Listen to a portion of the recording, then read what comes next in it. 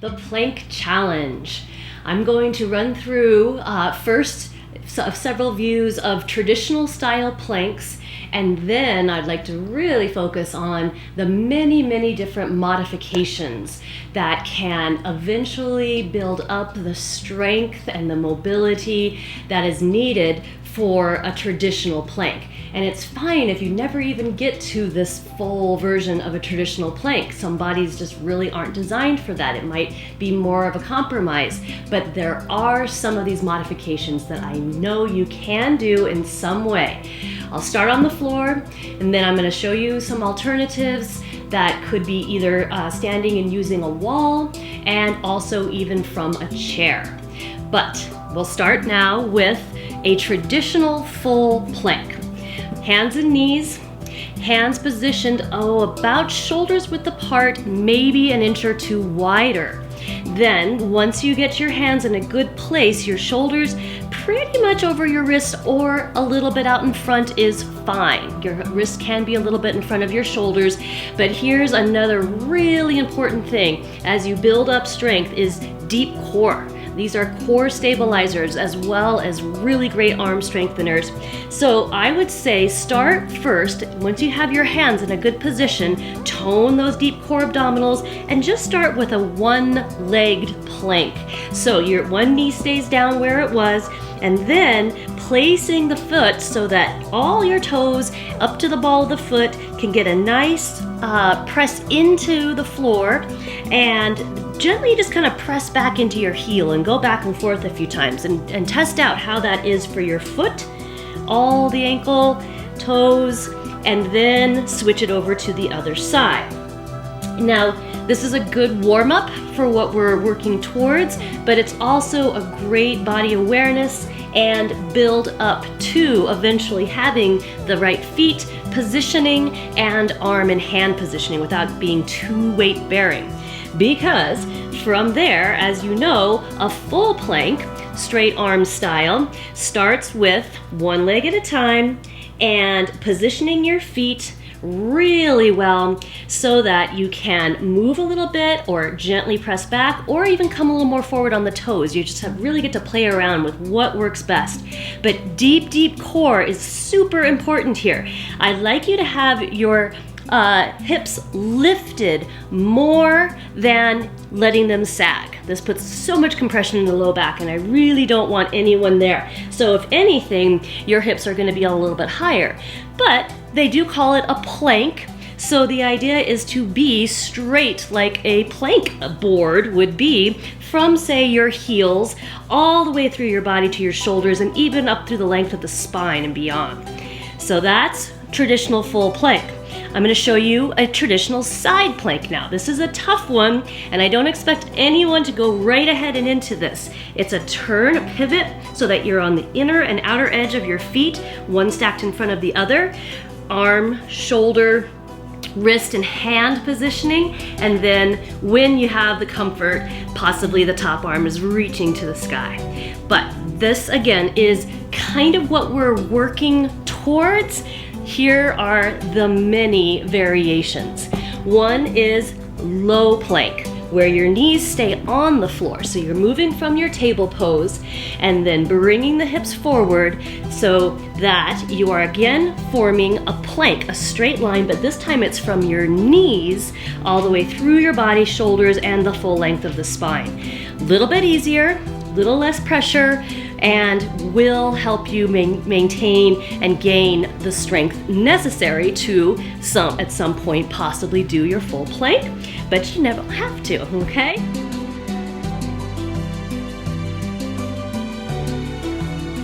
I want to show you forearm versions.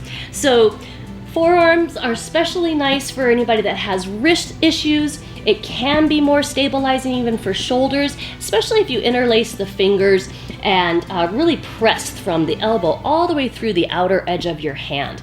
Sometimes I like to just do fingers lengthened too, so either way is fine. So a full forearm plank. I'm going to start with 1 foot at a time, getting into position, and then as I push the floor away with both arms equally, both shoulders, everything, really taking on an equal amount of strength and push the floor away, both forearms, elbows, wrists, and outer edges of the hands. And again, make sure that your hips are not sagging. If anything, they're a little bit lifted. Here's another version. Bringing the knees to the floor. Low forearm plank. Just slightly easier perhaps, but certainly if you have any feet problems, this could be a really good option for you. And then you're going to be pushing back up to your table pose and taking any resting position that you may like to in between.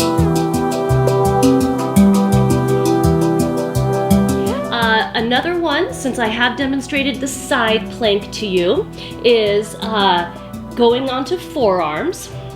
And you won't want to interlace with this one because once you get the full lengthening of the legs, you want to have your feet separated 1 foot's length apart from each other, because as you go into the side plank, it's a slow rotation, making sure the shoulder elbow alignment is right there. You can angle this forearm any way you like and hold that plank, side forearm plank. Quite a nice one. Then you come back to your forearms and bring the knees down, take a rest, and then of course you want to do the other side. Then you have the full plank moving into a side plank, but here's what I'd like to demonstrate first. The supported side plank.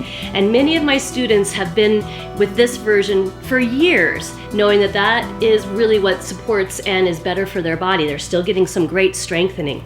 So we'll start from table pose here.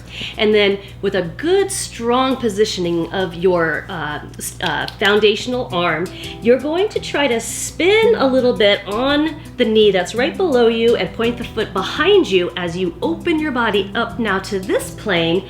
And you're also not putting nearly as much pressure on your ankle or foot.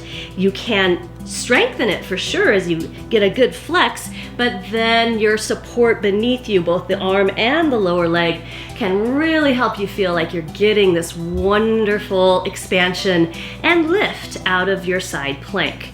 So, very great versions that I hope that you'll at least explore finding your best way here.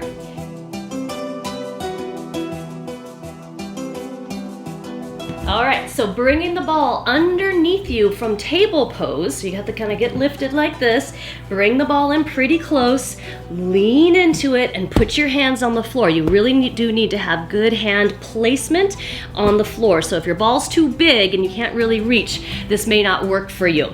But if it does, like this one is just about perfect for me, I can place my hands once again about shoulders width apart and start to push the floor away, and then either one-legged plank at a time with ball support, this is fantastic, or maybe both legs at the same time, and again trying to get that nice full plank from your heels all the way up through your shoulders and up through the spine. You can move a little bit using the ball if it feels okay, but nice support, so it's not quite as challenging but still very strengthening. When you do gain more strength from here, if you can actually push more down through the floor and lift your body off the football just a bit, then you know you're really getting close, okay? But it's always there for you, right there, and then you'll come back to table pose and take a good rest however you need it. Okay.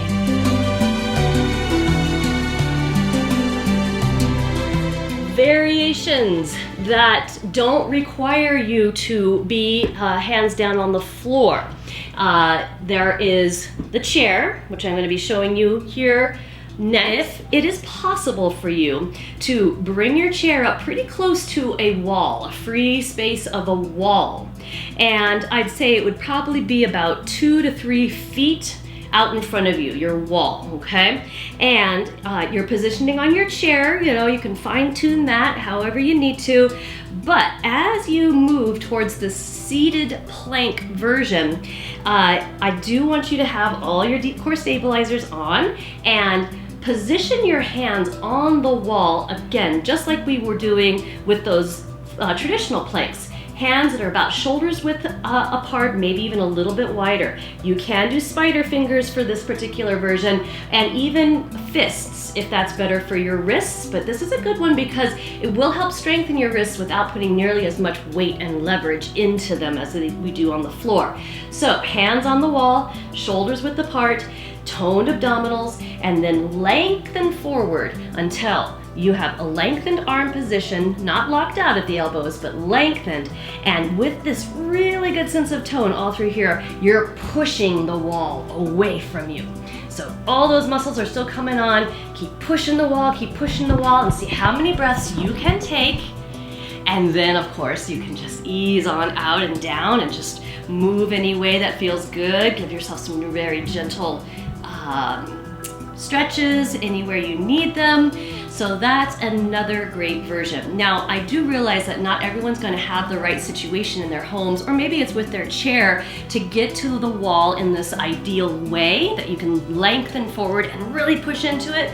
So if that's not doable for you, you get to do chair dips instead. So other good strengthening for sure of the arms and some of the wrists too. So if you have arm rests on your chair here, use those. Try to point your elbows pretty much straight back as much as you can and press until your hips can maybe even just slightly hover away from the chair beneath you and then come back down.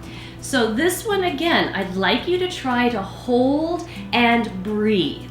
Full, complete breaths, holding without locking out at your elbows.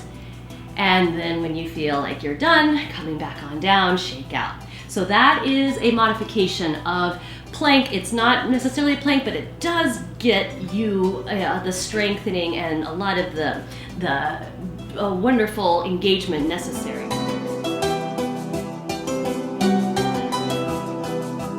So for those of you that can come to standing safely and find a wall space in your home which is clear and you are on a non-slick surface below your feet, and if you can position your hands again about shoulders width or a little bit wider apart.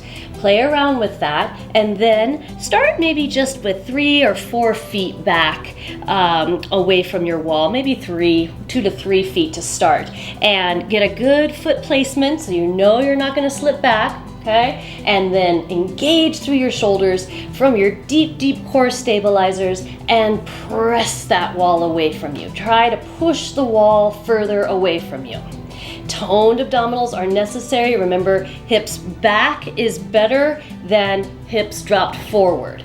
So try to form that great straight line though from your heels all the way through your shoulders and through the length of your spine. Push, push, see how many breaths you can take as you hold this press. And when you feel done, you'll step the feet more underneath you and take a break.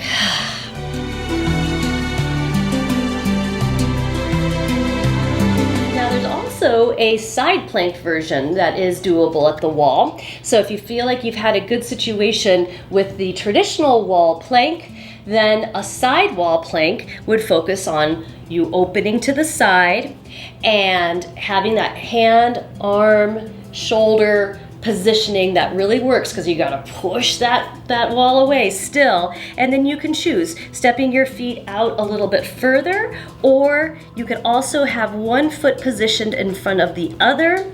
That is going to be a little bit more like what we do in a traditional side plank on the floor. So as you gain the strength here, open up across your chest and shoulders, even try to lift your hip out into the space away from the wall a little bit more, and then you'll really be feeling the engagement of these really beneficial side planks.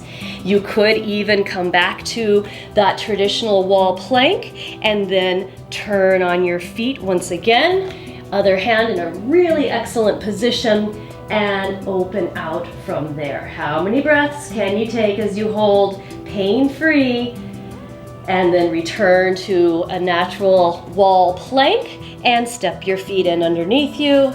and shake out and breathe. So those are the many variations on planks. There's probably some more out there that you might discover, but let's do this whole month of June. We're gonna challenge ourselves to see how many planks and how many breaths we can hold those planks strong and steady, not pushing up, no push-ups, but we really want you to hold those planks and feel all the strength needed. Good luck.